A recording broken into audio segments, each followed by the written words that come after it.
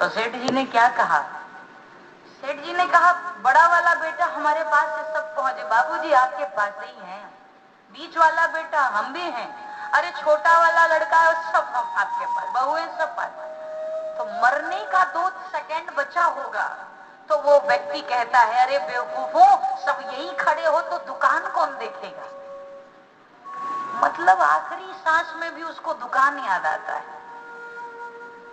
ये जो माया की रस्सी है ना, ये बहुत दिनों से मन में गांठ बांधी हुई है। जन्म जन्म मुनि जतन कराही, अंत राम कही आवत नाही। बहुत कठिन है, लेकिन भीष्म पितामह के भाग्य को क्या कहना। मेरे मृत्यु को मंगलमय बनाने के लिए केशव आप आए हो। आज भगवान ने धीरे से युधिष्ठिर को भेजा है। युधिष्ठिर को नारी धर्म, राज धर्म, स्त्री धर्म, प्रजा धर्म, न जाने कौन कौन से धर्मों की शिक्षा भीष्म पितामह ने दी है। और भीष्म पितामह ने सुंदर शिक्षा देने के पश्चात भगवान की ओर देखकर कहा, गोविंद, मैं जरा से देर बाद मरने वाला हूं, तो मैं ये चाहता हूं, सिर्फ ये कि गोविंद तुम्हारी वो छवि मेरे मनोमस्तिष्क में वास करे। क्योंकि हमने सुना है कि जब किसी का आखिरी दिन आता है, पल आता है, तो वो जिसका चिंतन मनन करता है अगला जन्म वही मिलता है, और अगर ईश्वर का स्मरण हो जाए तो आवागमन छूट जाता है। तो गोविंद, मैं चाहता हूं, जिस समय महाभारत के युद्ध के समरांगण में तुमने अस्त्र शस्त्र न उठाने की प्रतिज्ञा की थी, लेकिन देखो मैंने जब अनर्थ किया, मैंने थोड़ा सा खेल खेला, तो कृष्ण महाप्रभु आपने अपनी प्रतिज्ञा तोड़ दी और रथ की धूरी पहिया उठाकर मुझे मारने के लिए मेरी ओर दौड़े आ रहे थे। कन्हैया, उस समय तुम्हारा पीतांबर पीछे की ओर फहरा रहा था। आज तुम्हारे केश मुख पर आते हैं और उस समय आपके घुंघराले लट आपके मुख पर सुशोभित हो रहे, विशाल नेत्र, विशाल भुजा और पसीने की बूंद। भगवान, वो दृश्य देखकर तो मैं चकाचौंध हो गया और इतना सुंदर आप प्रतीत हो रहे थे। गोविंद, मैं चाहता हूं वही छवि इस आखिरी पल भी मेरे मन में वास करे। और जब जीव भगवान से मांग लेता है, जीव भगवान से कहता है, भगवान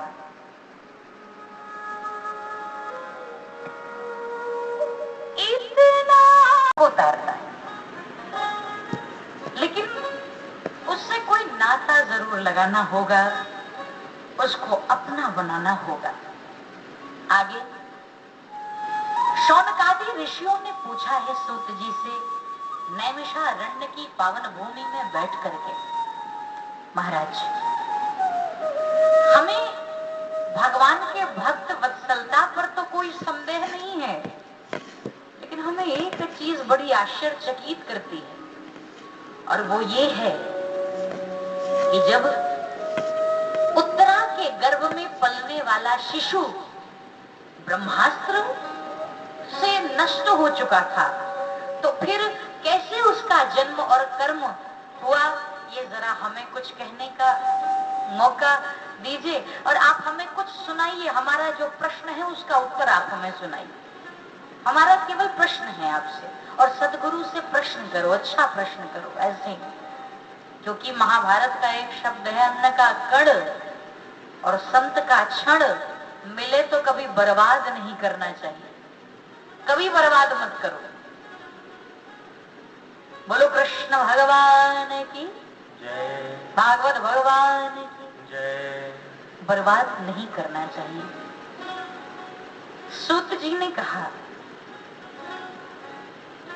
भगवान के लिए कुछ भी असंभव नहीं है। जिस समय उत्तरा की ओर ब्रह्मास्त्र चला तो गर्भस्थ शिशु की रक्षा के लिए गोविंद गर्भ में जाते हैं और जाकर के सुदर्शन चक्र के माध्यम से गर्भस्थ शिशु की रक्षा करी है। लेकिन रक्षा करने के पश्चात वो शिशु गर्भ में देखता है कि इतना छोटा मोर मुकुट लगाए घुंघराले केश पीतांबर पहने, इतनी मनमोहक छवि, ये कौन है? वो गर्भ शिशु बड़ा खुश होता है। लेकिन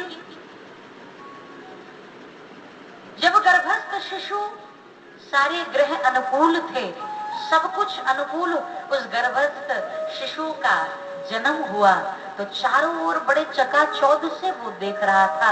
क्यों? क्योंकि जिसने मुझे गर्भ में दर्शन दिया वो कहाँ है? ये देखने के कारण चारों ओर, और उसका नाम परीक्षित पड़ा, चारों ओर देखने के कारण। और एक नाम उनका विष्णु रात भी है। गर्भ में विष्णु भगवान का दर्शन करने के कारण उनका नाम एक विष्णु रात भी है। जन्म लेते हैं धम्म और कृपाचार्य नामक दो महान विभूति संत, बहुत ही स्वस्ति वाचन पढ़ने के लिए, मंत्र पढ़ने के लिए आते हैं और ब्राह्मण का स्वस्ति वाचन कराया और स्वस्ति वाचन करते हैं। स्वस्ति न इंद्रो वृद्धोश्रवा स्वस्ति न पूखा विश्ववेदा। स्वस्ति वाचन मंत्र का उच्चारण किया है। गर्भस्थ शिशु की लक्षण इत्यादि को देखते हुए कहा है, शिवी के समान ये शरणागत रक्षक होगा, भरत के समान विविध कर्ता होंगे, राम के समान सत्यवादी होंगे, रंति देव के समान उदार होंगे, ययाति के समान धार्मिक होंगे, बलि के समान दानी होंगे। और बड़ी बखान करते हुए सारा कुंडली कह दिया। बहुत सुंदर बात बताई।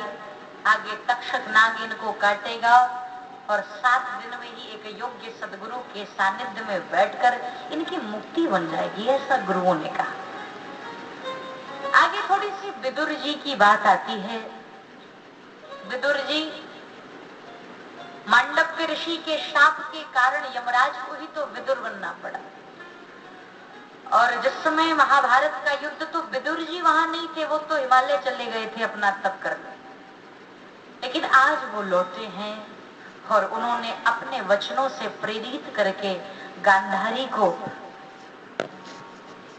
उनके पति को, गांधारी को, दोनों को मानो शिक्षा दी और देकर के धर्म के मार्ग की ओर प्रशस्त किया। और इस प्रकार से आगे कहते हैं, कुंती मैया जो है ना, वो कृष्ण भगवान को छोटा सा बच्चा ही हमेशा मानती है।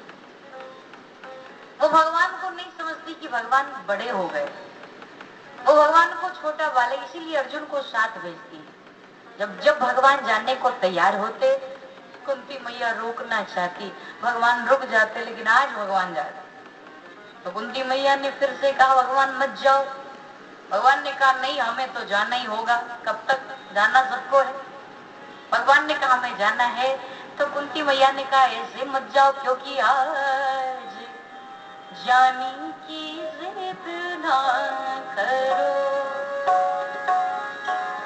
आज जानी की जिद ना करो,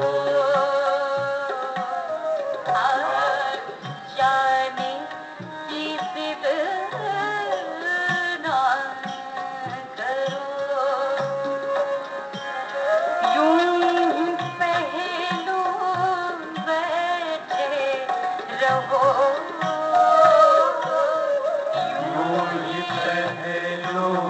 जब भगवान से भक्त कह रहा है, मत जाओ भगवान, आज जाने की जिद ना करो, जाने की जिद। और तुम गए तो क्या होगा?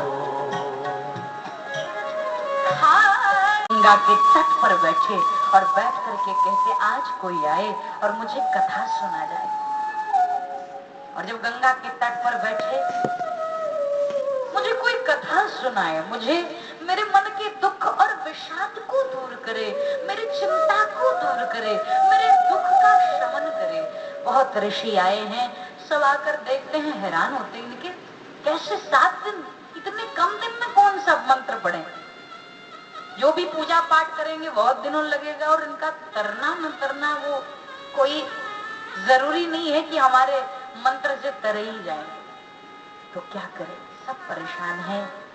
और आज भगवान की प्रेरणा से आज झूमते गाते आनंद विभोर होकर एक महान व्यक्तित्व महाराज शुकदेव भगवान की प्रेरणा से ब्रह्म दृष्टि के साक्षात ज्ञानी स्वतः उस स्थान पर प्रवेश करते हैं। बोलो शुकदेव महाप्रभु की जय। और यहीं से शुकदेव का आगमन हुआ। वो शुकदेव जो कि 16 वर्ष तक मां की गर्भ से बाहर नहीं निकले, इस डर से बाहर जाऊंगा तो संसार की मोह माया सताएगी। शिव ने आशीर्वाद दिया कि निकलो और हमारी मोह माया तुम्हें नहीं छू सकती। जन्म लेते ही जो सीधे वन की ओर भागे, पिता व्यास पीछे बेटा बेटा करके चिल्ला रहे और शुकदेव भाग रहे हैं। वहां पर बीच में एक नदी में कुछ स्त्रियां स्नान कर रही थी। जब शुकदेव गए तो उन्हें कोई फर्क नहीं पड़ा, लेकिन जब वहां पिता वेद व्यास पार हुए, वो स्त्रियों ने झट से निकलकर अपने अपने वस्त्र को धारण कर लिया। आखिर पिता व्यास ने उन स्त्रियों से पूछा, अभी मेरा युवा बेटा यहाँ से पार हुआ, आपको संकोच नहीं? हम 80 साल के बूढ़े, तुम्हारे दादा की उम्र के, हमसे इतना शर्म, और युवा बेटे से कोई भेदभाव नहीं। तो उन स्त्रियों ने कहा, क्षमा करिएगा महाराज, दरअसल जो आपका बेटा है उसके दृष्टि में स्त्री पुरुष का भेद मिट गया है। वो तो आत्म तत्व का ज्ञानी है और आपकी दृष्टि में अभी बना हुआ है, इसलिए आपसे शर्म और संकोच जरूरी है। ऐसी विशाल बुद्धि के ज्ञाता महाराज शुकदेव, और इन्हें ब्रह्मरात कहते हैं, इनको भी गर्भ में भगवान का आशीर्वाद मिला और परीक्षित को भी गर्भ में भगवान का। तो एक जो गर्भ में भगवान को देखा है वही परीक्षित के मोह माया को दूर कर सकता है, विपत्ति दूर कर उसका उद्धार कर सकता है। और आज जब पहुंचे हैं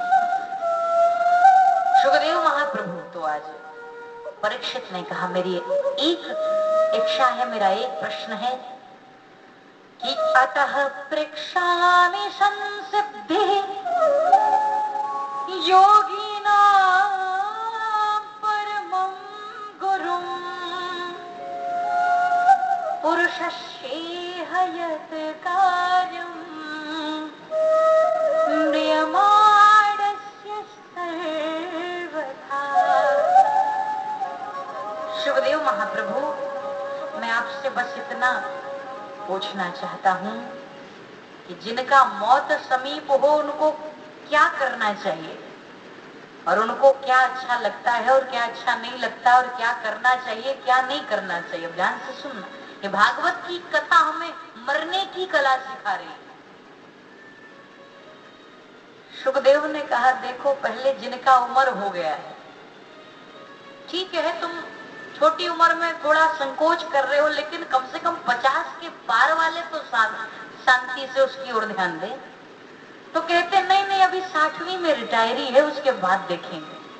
60वीं की कौन गए, 70 पहुंचे, उसके बाद नहीं नहीं, अभी तो नाती पोता खिलाना है, नाती पोता के बाद पोती का विवाह करना है, फिर उनके पुत्र पुत्री सबको खिलाते ही जीवन भर खुद चले जाते। नहीं, शुकदेव महाप्रभु कहते हैं ये विचित्र संसार है, ये मनुष्य हर क्षण दूसरे का मृत्यु देखता हुआ अपने मरण पर विचार नहीं करता। हमारे काशी के कबीर बाबा कहते थे, जब एक मुर्दे को 4 लोग ले जा रहे थे तो कबीर दास जी हंस के कहते, देखो देखो मुर्दों की टोली जा रही है। तो किसी ने कहा, कबीर बाबा मुर्दा एक है, 4 ले जा रहे हैं। तो कबीर ने कहा, नहीं, दरअसल वर्तमान के मुर्दे को भविष्य के मुर्दे उठा कर ले जा रहे हैं, बस यही मुर्दों की टोली है। हर पल दूसरों का मृत्यु देखकर विचार नहीं करता। सुखदेव ने कहा, वरीयानेशते प्रश्नः कृतो लोकहितो नृपः आत्मवित्सम्मता पुंसां श्रोतव्यादिषु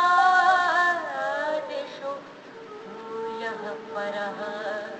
तो आज वरीयानेशते प्रश्नः कृतो लोकहितो नृपः, आपने बड़ा सुंदर प्रश्न किया और इस प्रश्न के माध्यम से अखिल संसार का आज उद्धार होने वाला है। विचार करो, समय बहुत कम है। कलयुग की आयु कितनी मानी जाती है? आप मुझे बताते जाएंगे, मुझे पता है सब बड़े विद्वान बैठे हैं, लेकिन मैं तो बहुत छोटी हूं आप सबसे, तो मुझे बताते भी जाना मैं जो पूछूंगी। मैं आपसे पूछती हूँ, कलयुग की आयु है 100 वर्ष। तो ईमानदारी से सोचो, अगर ये दिन रात पूरा मिलाकर 24 घंटा होता है ना, 24 घंटा यानी 12 घंटे का दिन और 12 घंटे की रात्रि।